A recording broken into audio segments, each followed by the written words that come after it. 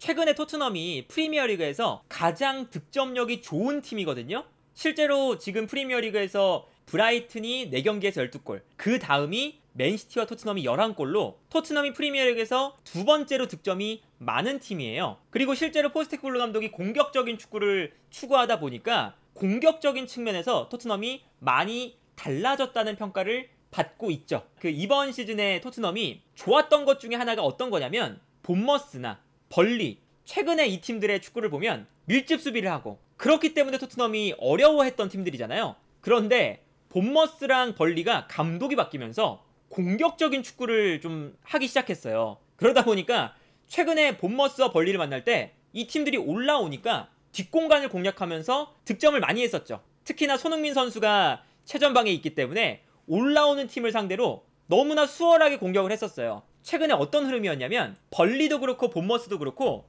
토트넘이 이제부터 후방에서 막 볼을 돌려요. 볼 점유도 많이 하고 주고받는 축구를 해요. 그런데 아직까지는 이 프리미어리그 내에서도 토트넘이 후방 빌드업을 잘한다, 이거를 아직 그 평가를 완벽하게 받지 못하다 보니까 달려들 때가 많았죠. 성급하게. 근데 토트넘이 최근 들어서 포스테코글루 감독이 워낙에 후방 빌드업 패턴을 잘 만들다 보니까 여기서 풀어나오면서 상대 수비 라인이 올라왔을 때 뒷공간 침투, 패스 한 방, 이걸로 상대 수비 뒷공간을 무너뜨렸거든요.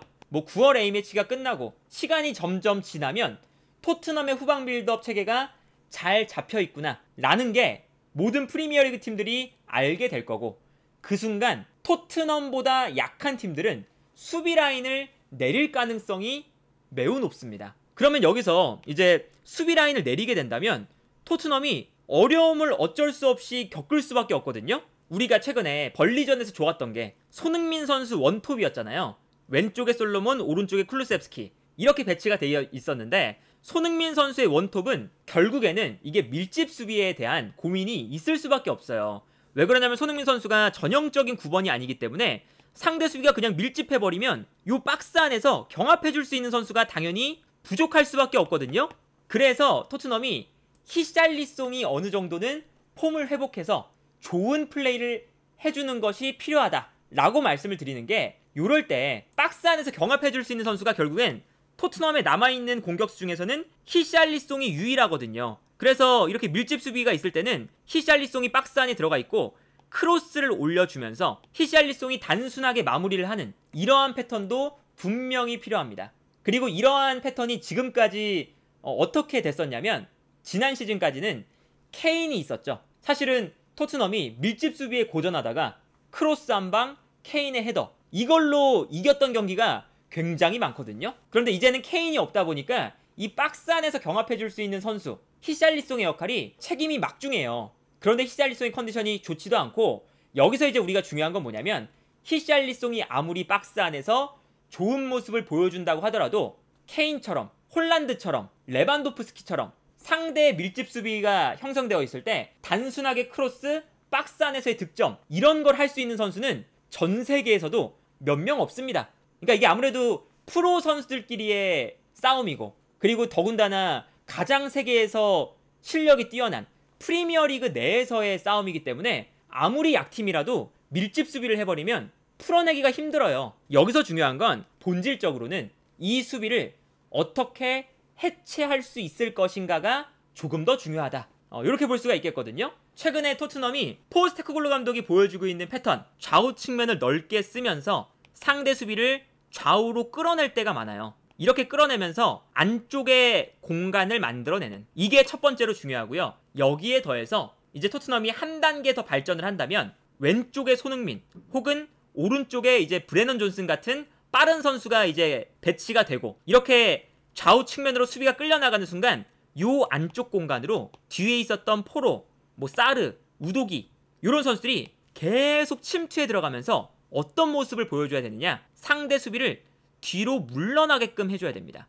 이게 단순하게 좌우 측면으로만 흔드는 게 중요한 게 아니라 상하로도 흔들어줄 수가 있어야 되거든요. 이렇게 되면 상대 수비 입장에서는 좌우 측면도 신경을 써야 되고 침투하는 선수도 신경을 쓰면서 뒤로 끌려나가요. 그러면 당연히 앞공간이 생기죠. 특히나 이러한 것들을 잘하는 팀들이 맨시티랑 아스날, 전 세계에서도 가장 잘하는 팀이 이 두 팀이거든요.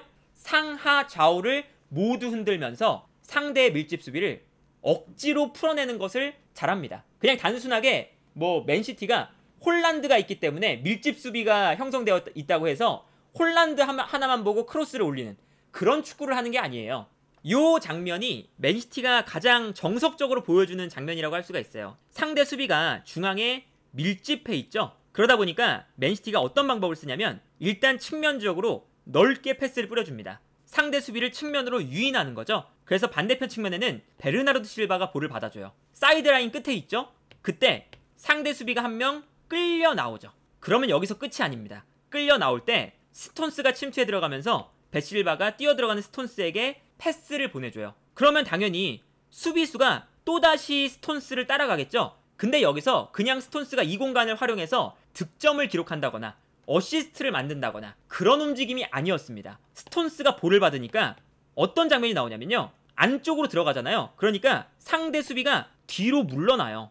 여기서 스톤스가 뭐 득점을 만들거나 뭐 개인기로 수비를 무너뜨리거나 이런 선수가 아니니까 이 움직임은 정말 단순하게 상대 수비를 뒷걸음질 치게 만드는 움직임인 거죠. 그리고 이 다음 장면을 보면요, 스톤스가 안쪽에 있으니까 상대 수비가 아까보다 뒤로 많이 물러나 있죠. 이때 스톤스의 선택, 뒤에 있는 선수에게 다시 백패스를 합니다. 그러면 상대 수비가 다시 올라와야 되죠. 이 앞공간을 주면 안 되니까. 근데 올라오는 순간 데브라이너가 볼을 잡는데 수비 라인이 내려갔다가 다시 올라오고, 그리고 아까는 왼쪽 측면으로 움직였다가 다시 중앙으로 들어오고 상하 좌우로 계속 흔들어 주니까 순간적으로 수비 라인에 공간이 생깁니다. 그리고 이때 순간적으로 상대 수비가 베르나르도 실바의 움직임을 놓쳐요.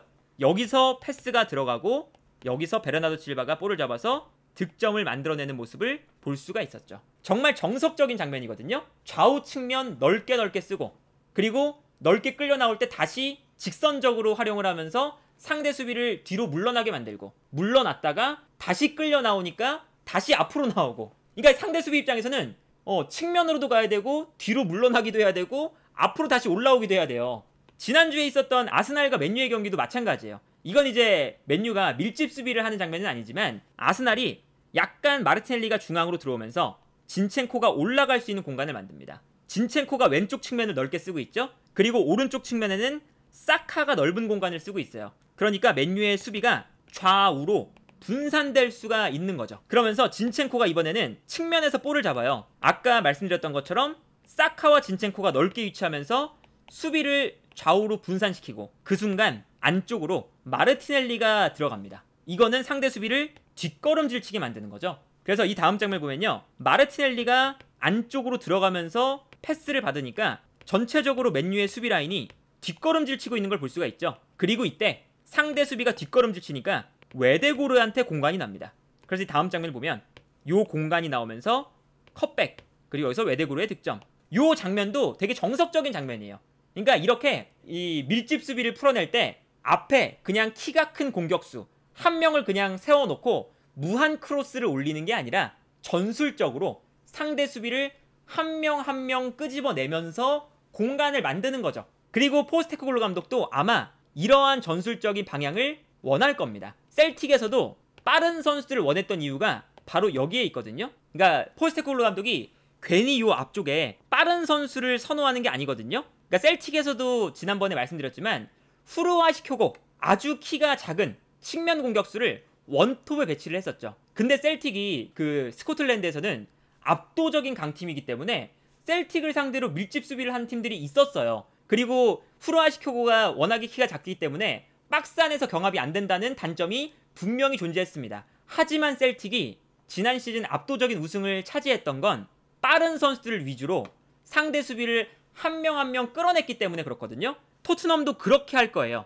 좌우 측면에 솔로몬, 브레넌 존슨, 빠른 선수들이 좌우 측면에 배치가 되니까 끌려 나올 거고요. 끌려 나올 때 수비 라인에 좌우 간격이 만들어지겠죠. 그러면 요 좌우 간격 안으로 안쪽에 있는 손흥민이라던가 안쪽으로 들어와 있는 우독이라던가 포로, 그리고 브레넌 존슨과 솔로몬도 마찬가지입니다. 앞쪽으로 계속 달릴 거예요. 달리면 자연스럽게 상대 수비가 좌우 측면으로 분산되는 것뿐만 아니라 뒷걸음질 치겠죠. 그리고 뒷걸음질 치는 것뿐만 아닙니다. 뒷걸음질 쳤을 때 이제 토트넘이 가지고 있는 무기가 또 있어요. 앞쪽에 메디슨 그리고 손흥민 이 두 선수의 중거리 슈팅이 있습니다. 그러니까 뒷걸음질 치는 것에서 끝나는 게 아니라 수비 라인 앞쪽도 어느 정도 신경을 써야 돼요. 이렇게 되면 상대 수비 입장에서는 좌우 측면을 넓게 신경을 쓰면서 계속 선수들이 침투해 들어오니까 뒷걸음질도 쳐야 되고, 그리고 앞쪽에 손흥민과 메디슨의 중거리 슈팅도 있으니까